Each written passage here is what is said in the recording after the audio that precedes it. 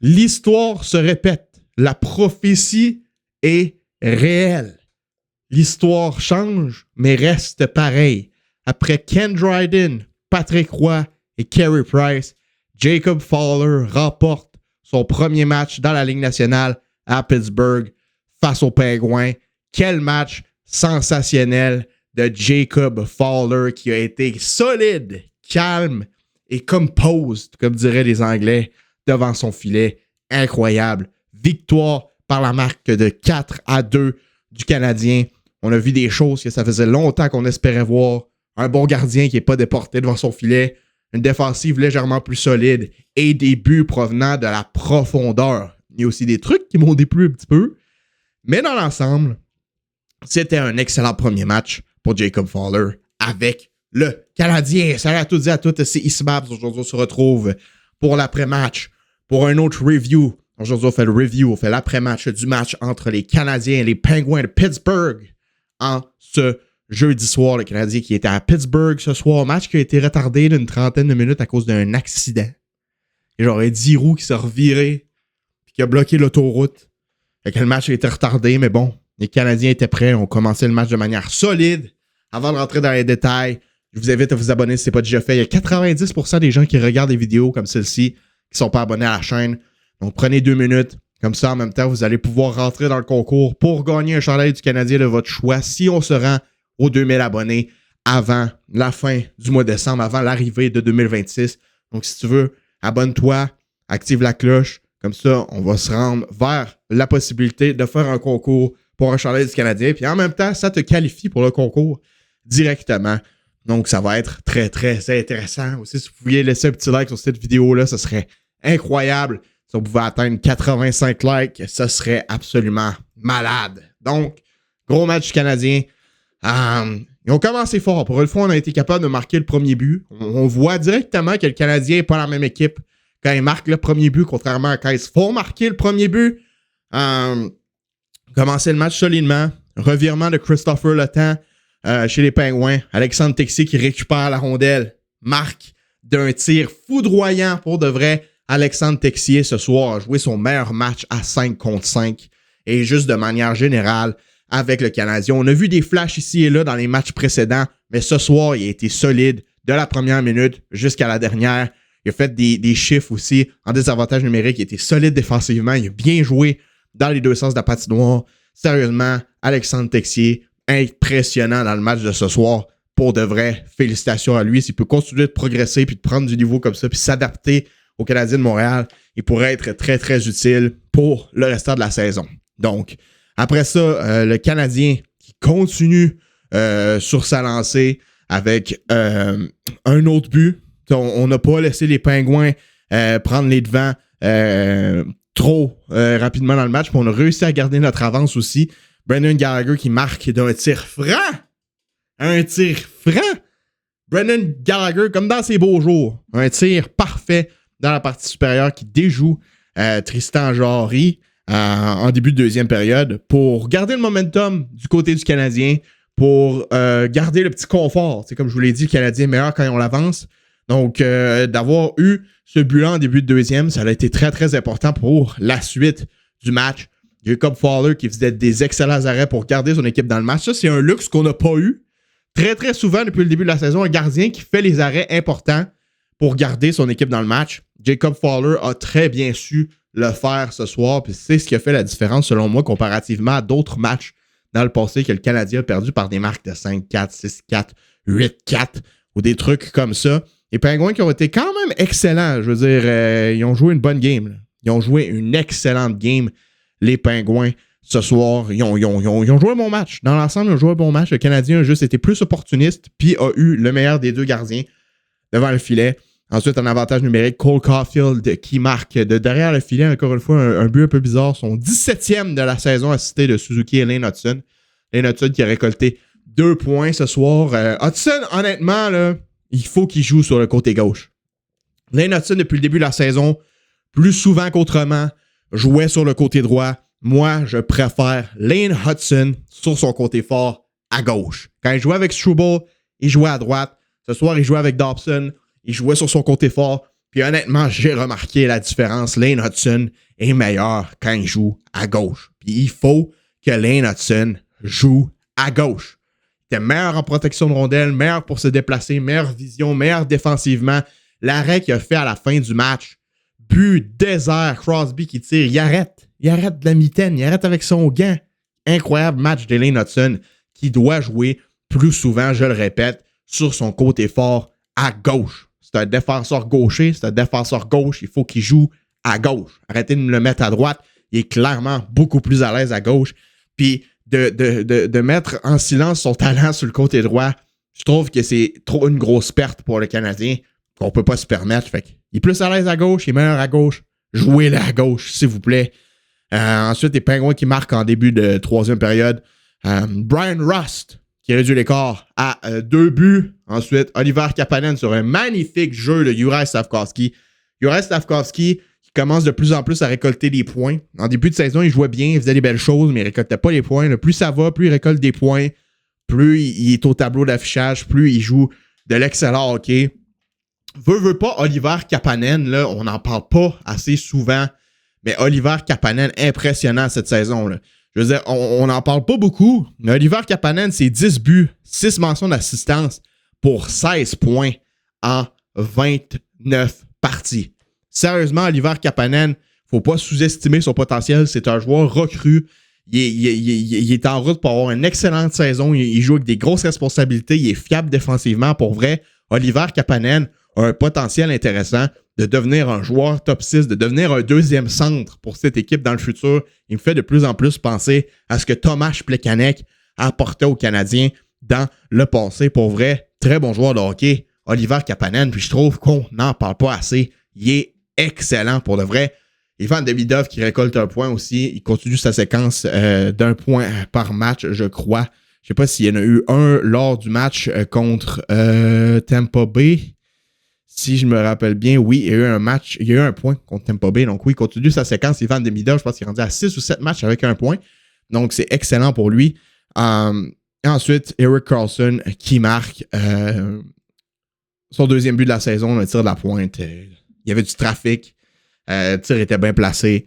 Jacob Fowler, il ne pouvait pas grand-chose. Jacob Fowler, sur 38 tirs, a fait 36 arrêts pour le Canadien.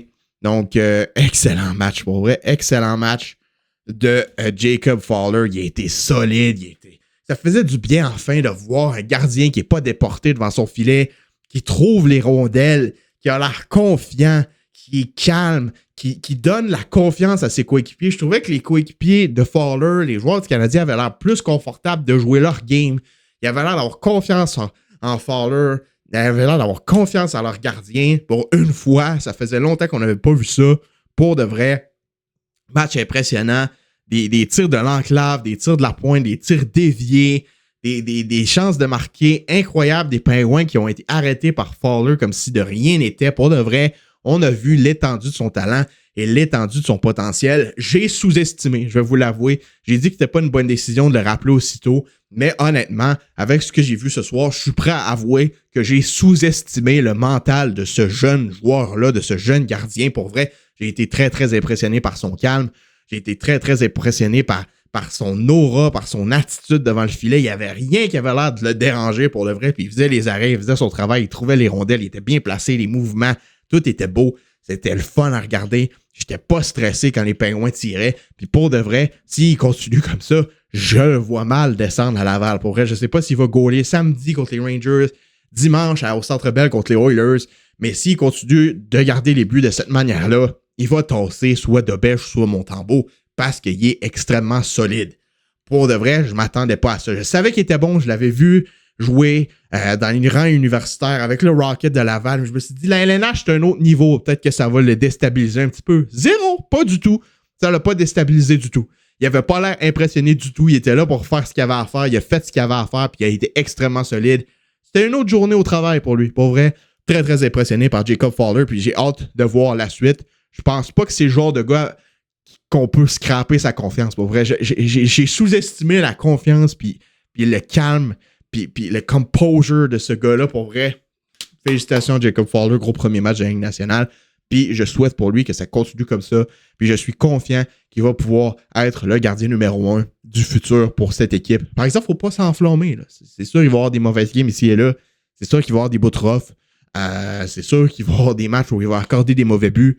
Ça va faire partie de son développement. Il est encore très jeune. Mais pour vrai, je suis très à l'aise de continuer avec lui over Dobech et Montembeault pour au moins les prochains matchs. Je pense qu'ils vont en gauler une des 2 prochaines en fin de semaine. Puis après ça, tout dépendant de comment il fait, s'il continue à chaque fois de sortir des performances comme il a fait ce soir, continuez de le mettre. Continuez de le mettre. Moi, pour vrai, tant et aussi longtemps qu'il n'a pas l'air d'avoir perdu de la confiance, je le mets. Pour vrai, fort. Puis il m'a pas semblé être le genre de gars qui est ébranlable. Pour vrai, j'ai pas senti un gars qui peut se faire ébranler par ce qui se passe devant lui. Puis ça, pour vrai, très, très impressionnant. Jacob Fowler qui donne la victoire à son équipe. Owen Beck, malheureusement, le pauvre qui avait marqué un but, se l'est fait refuser à cause de Josh Anderson qui était hors jeu d'à peu près 1 mm. C'est dommage, mais Owen Beck a joué une belle game. Owen Beck, pour vrai, il a ramené quelque chose qui manquait à cette équipe-là. Genre de la profondeur au centre. Je l'ai trouvé meilleur ce soir que ce que Jake Evans a été toute la saison. J'ai trouvé meilleur ce soir que ce que Veleno a été toute la saison. Pour vrai, Owen Beck, c'est le meilleur match qu'il a joué avec le Canadien au niveau de la Ligue nationale. Selon moi, ce soir, il était très, très efficace dans les 2 sens de la patinoire. Puis lui, avec Texier, ça a fait des flamèches. Et j'ai très, très apprécié leur match de hockey aux 2. Pour vrai, très, très bon match. Jayden Struble, on peut-tu parler de Jayden Struble? Faut m'expliquer pourquoi Jayden Struble était dans le line-up over Arber Xhekaj. Je trouve Arber Xhekaj beaucoup plus solide. C'est pas parfait, là. Arber Xhekaj, on s'entend que c'est pas parfait, mais je le trouve plus solide que Jayden Struble qui, à chaque fois qu'il a la rondelle, semble faire des erreurs. À chaque fois qu'il est sur la patinoire, on le remarque. Il fait des erreurs. Il fait des mauvaises choses. Des fois, on est là, mais qu'est-ce qu'il fait? Qu'est-ce qu'il fait? J'ai rien contre lui. J'appréciais son jeu la saison dernière, l'autre saison d'avant. Mais depuis quelques semaines, je suis désolé, mais Jayden Struble, il faut que ça aille faire un tour dans les estrades. Pour de vrai. J'aurais même enlevé Carrier avant d'enlever Arber Xhekaj. Je trouve que la corde est très, très courte quand c'est le cas d'Arber Xhekaj. Je trouve qu'on le tasse beaucoup trop facilement. Je trouvais qu'il jouait du bon hockey. Je trouvais qu'il allait dans la bonne direction au cours des derniers matchs, au cours des dernières semaines. Je trouve qu'il joue son meilleur hockey avec le Canadien en termes de ce qu'il fait sur la patinoire cette saison, comparativement à Carrier et Struble qui jouent leur pire hockey. On va se le dire ici, ils jouent leur pire hockey. Puis je trouve ça dommage. Je trouve que Bolduc, je trouve que Xhekaj, on a plus de facilité à les tasser comparativement à d'autres joueurs qui jouent peut-être un petit peu moins bien. Puis ça, j'arrive pas trop à le comprendre. Donc oui, gros match canadien. Il y a eu des trucs qui m'ont un petit peu déplu, notamment en défensive. Encore une fois, j'avais l'impression que les joueurs ils perdaient leur couvrant un petit peu trop facilement, là.